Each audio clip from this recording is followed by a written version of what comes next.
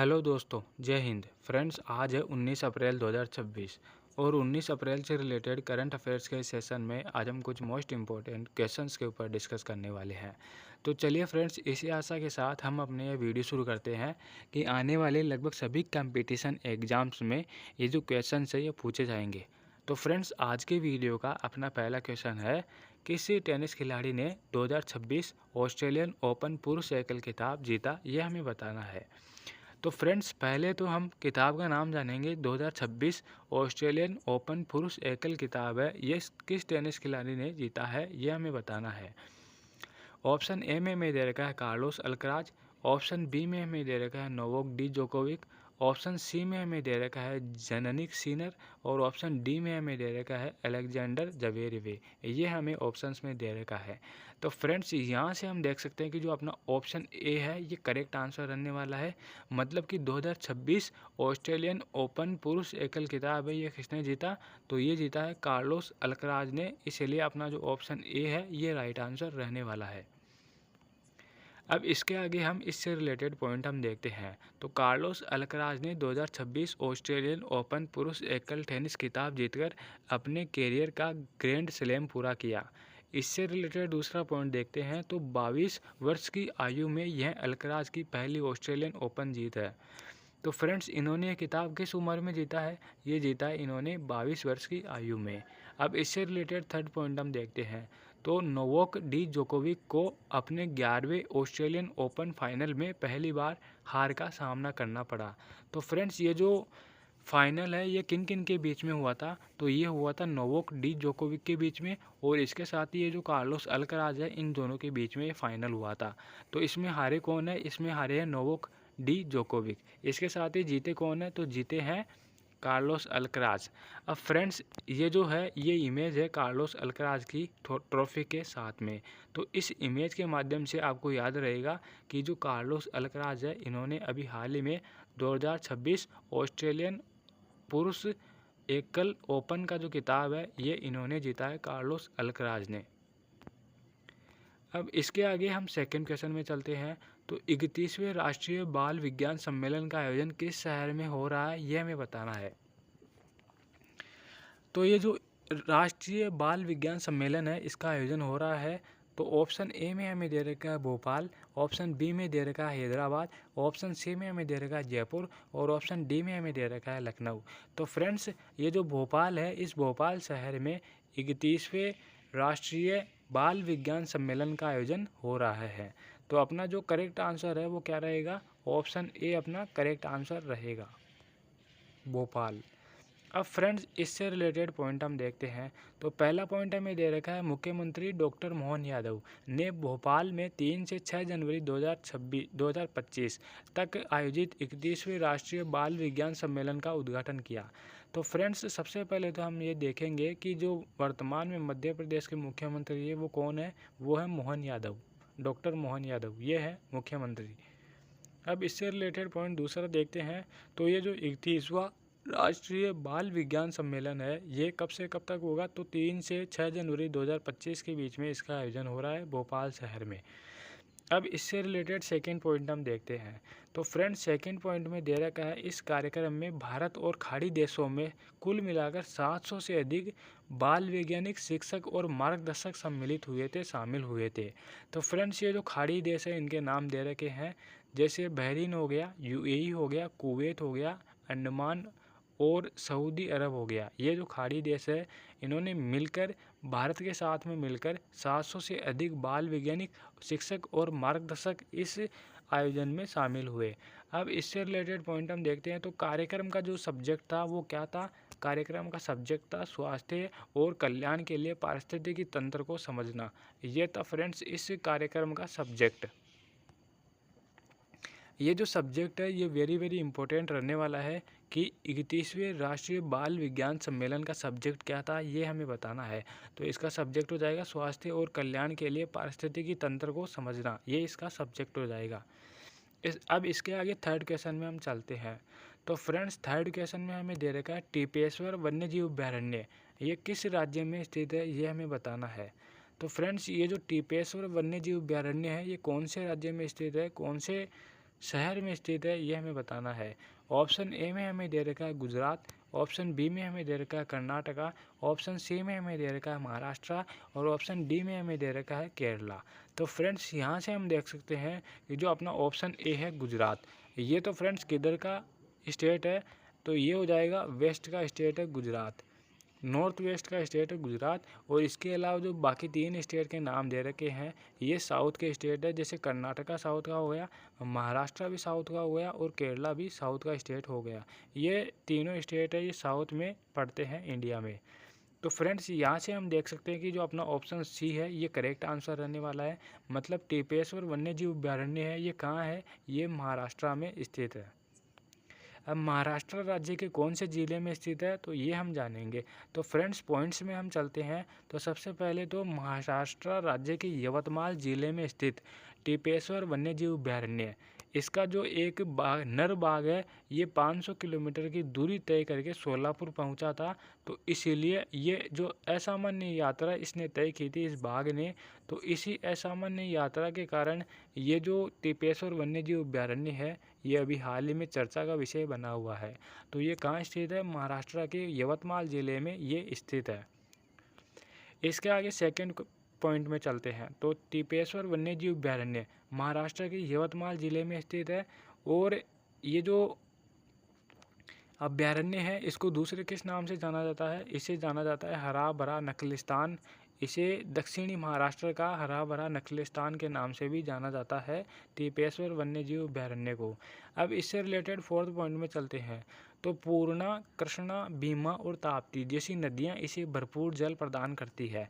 तो फ्रेंड्स ये जो टिपेश्वर वन्यजीव अभयारण्य है इसको कौन कौन सी नदियाँ जल प्रदान करती है, नदियों के नाम दे रखे हैं पूर्णा, कृष्णा, भीमा और ताप्ती। ये फ्रेंड्स नदियों के नाम दे रखे हैं, ये हमें फोर्थ पॉइंट में दे रखा है। अब फ्रेंड्स हम देखते हैं कि ये जो टीपीआई है, मतलब जो टिपेश्वर वन्यजीव अभयारण्य है ये कहाँ पर स्थित है। तो फ्रेंड्स सबसे पहले तो ये जो इंडिया का मैप है इसके साथ ही ये हम देखते हैं कि ये जो महाराष्ट्र स्टेट है, इस महाराष्ट्र स्टेट में ये जो फ्रेंड्स ये जो नांदेड़ है इसके पास में ये जो यवतमाल ज़िला दे रखा है, हमें यवतमाल ज़िला हमें दे रखा है, ये यवतमाल ज़िला है। इस यवतमाल ज़िले में ये जो फ्रेंड्स जगह है, इस जगह है टिपेश्वर वन्यजीव अभयारण्य। ये है टिपेश्वर वन्यजीव अभयारण्य, टिपेश्वर वाइल्ड लाइफ सेंचुरी। ये फ्रेंड्स हमें दे रखा है टाइगर पॉइंट टिपेश्वर। इस प्रकार यहाँ हम देखते हैं तो ये जो टिपेश्वर वाइल्ड लाइफ सेंचुरी ये कहाँ पर पड़ेगी, ये पड़ेगी महाराष्ट्र में। अब इसके आगे नेक्स्ट क्वेश्चन में हम चलते हैं। तो भारतीय राष्ट्रीय स्तर के उन्नत कृषि महोत्सव 2026 की मेजबानी कौन सा राज्य कर रहा है, ये हमें बताना है। ऑप्शन ए में हमें दे रखा है मध्य प्रदेश, ऑप्शन बी में हमें दे रखा है राजस्थान, ऑप्शन सी में हमें दे रखा है गुजरात और ऑप्शन डी में हमें दे रखा है कर्नाटका। तो फ्रेंड्स ये जो कर्नाटका है ये अभी हमने हाल ही में देखा है, ये साउथ का राज्य है। ये जो राजस्थान है और ये जो गुजरात है ये दोनों किधर के राज्य है, तो ये दोनों नॉर्थ वेस्ट के राज्य है, राजस्थान और गुजरात। इसके साथ ही इससे पहले जो राज्य दे रखा है ये मिडिल का राज्य है मध्य प्रदेश। तो इस प्रकार हम जानेंगे कि ये जो शिवराज सिंह चौहान है इन्होंने अभी हाल ही में 11 से 13 अप्रैल 2026 तक मध्य प्रदेश के रायसेन में एक राष्ट्रीय उन्नत कृषि महोत्सव प्रदर्शनी और प्रशिक्षण का आयोजन किया। तो ये जो राष्ट्रीय स्तर का जो उन्नत कृषि महोत्सव 2026 है इसका आयोजन कहाँ किया गया, तो इसका आयोजन किया गया मध्य प्रदेश में। ऑप्शन ए अपना राइट आंसर रहने वाला है मध्य प्रदेश। और इसका आयोजन किसके नेतृत्व में किया गया, तो शिवराज सिंह चौहान जो कि हमारे वर्तमान में केंद्रीय कृषि मंत्री है शिवराज सिंह चौहान, इनके नेतृत्व में इसका आयोजन किया गया। और कब इसका आयोजन किया गया, तो 11 से 13 अप्रैल 2026 तक फ्रेंड्स इसका आयोजन किया गया। अब ये जो इमेज आपको दिख रही है वीडियो में, ये इमेज है उस आयोजन की इमेज है। तो फ्रेंड्स यहाँ से हम देखेंगे उन्नत कृषि महोत्सव 2026 और ये जो कॉर्नर में इमेज दे रखी है ये शिवराज सिंह चौहान की इमेज है। इसके साथ ही ये जो मिडल में इमेज दे रखी है ये शिवराज सिंह चौहान की इमेज है। तो फ्रेंड्स इमेज से हमारे क्या फ़ायदा रहता है, इमेज से फ़ायदा ये रहता है कि हमें जो क्वेश्चन है ये अच्छे से याद हो जाता है। और ये जो क्वेश्चन है ये अभी हाल ही में करंट का क्वेश्चन है, तो वेरी इंपॉर्टेंट क्वेश्चन रहने वाला है आने वाले एग्ज़ाम्स के लिए। अब इसके आगे हम फिफ्थ क्वेश्चन में चलते हैं। तो विकास और शांति के लिए अंतर्राष्ट्रीय खेल दिवस प्रतिवर्ष किस दिन मनाया जाता है, ये हमें बताना है।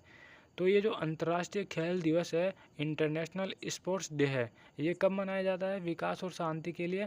तो ऑप्शन ए में हमें दे रखा है 4 अप्रैल, ऑप्शन बी में हमें दे रखा है 5 अप्रैल, ऑप्शन सी में हमें दे रखा है 6 अप्रैल और ऑप्शन डी में हमें दे रखा है 7 अप्रैल। तो फ्रेंड्स यहाँ से हम देख सकते हैं कि जो अपना ऑप्शन सी है ये राइट आंसर रहने वाला है। मतलब विकास और शांति के लिए, विश्व के विकास के लिए और विश्व में शांति स्थापित करने के लिए ये जो अंतर्राष्ट्रीय खेल दिवस है ये प्रतिवर्ष 6 अप्रैल को हम सेलिब्रेट करते हैं। इसीलिए अपना जो ऑप्शन सी है ये राइट आंसर हो जाएगा। अब इससे आगे 6 क्वेश्चन में चलते हैं। तो world health day is observed every year on which day, ये हमें बताना है कि मतलब प्रतिवर्ष हम ये जो वर्ल्ड हेल्थ डे है ये कब सेलिब्रेट करते हैं, ये हमें बताना है। ऑप्शन ए में हमें दे रखा है 4 अप्रैल, ऑप्शन बी में हमें दे रखा है 5 अप्रैल, ऑप्शन सी में हमें दे रखा है 6 अप्रैल और ऑप्शन डी में हमें दे रखा है 7 अप्रैल। तो फ्रेंड्स यहाँ से हम देख सकते हैं कि जो अपना ऑप्शन डी है ये राइट आंसर रहने वाला है। मतलब प्रतिवर्ष हम जो वर्ल्ड हेल्थ डे है ये कब सेलिब्रेट करते हैं, ये सेलिब्रेट करते हैं 7 अप्रैल को। इसीलिए अपना ऑप्शन डी है ये राइट आंसर रहने वाला है 7 अप्रैल। अब फ्रेंड्स इस बार 7 अप्रैल 2026 को हमने जो ये सेलिब्रेट किया वर्ल्ड हेल्थ डे, इसकी जो थीम है ये क्या थी? तो इसकी थीम थी together for health stand with science. ये फ्रेंड्स इसकी थीम थी। ये वेरी इंपॉर्टेंट टॉपिक रहने वाला है कि इस बार 7 अप्रैल 2026 को हमने ये जो वर्ल्ड हेल्थ डे है ये सेलिब्रेट किया। तो इसकी जो थीम है ये क्या रखी गई थी ये हमें बताना है। तो फ्रेंड्स इसकी थीम रखी गई है together for health stand with science, ये फ्रेंड्स इसकी थीम है। अब इसके आगे हम 7वें क्वेश्चन में चलते हैं। तो भारत में हाल ही में स्वीकृत क्यूडेंगा वैक्सीन का उपयोग किस बीमारी की रोकथाम के लिए किया जाता है, यह हमें बताना है। तो फ्रेंड्स इससे पहले भारत में इस वैक्सीन को स्वीकृति नहीं मिली थी। तो ये हम देखेंगे तो ऑप्शन ए हमें दे रखा है डेंगू, ऑप्शन बी में हमें दे रखा है जीका, ऑप्शन सी में हमें दे रखा है मलेरिया और ऑप्शन डी में हमें दे रखा है टाइफाइड।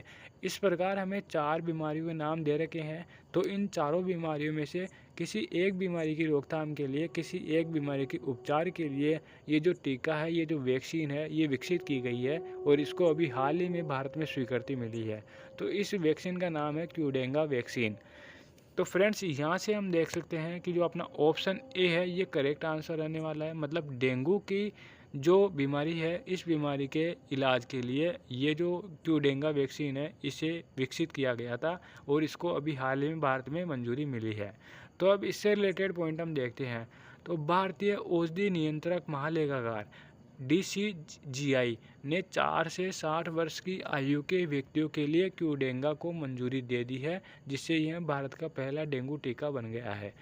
तो फ्रेंड्स इससे पहले डेंगू की रोकथाम के लिए कोई टीका नहीं था, कोई वैक्सीन नहीं थी, लेकिन अभी हाल ही में भारत सरकार ने DCGI ने अभी हाल ही में 4 से लेकर 60 वर्ष की आयु के व्यक्तियों के लिए ये क्यूडेंगा वैक्सीन है इसको मंजूरी दी है। इसके आगे सेकंड पॉइंट में दे रखा है क्यूडेंगा एक जीवित क्षणित चतुर्संयोजक टीका है जिसे जापान की एक कंपनी है ताकेडा फार्मास्यूटिकल्स इसके द्वारा विकसित किया गया है। जापान की जो कंपनी है ताकेडा फार्मास्यूटिकल्स इसके द्वारा अभी हाल ही में क्यूडेंगा को विकसित किया गया है जो कि चतुर्संयोजक वैक्सीन है।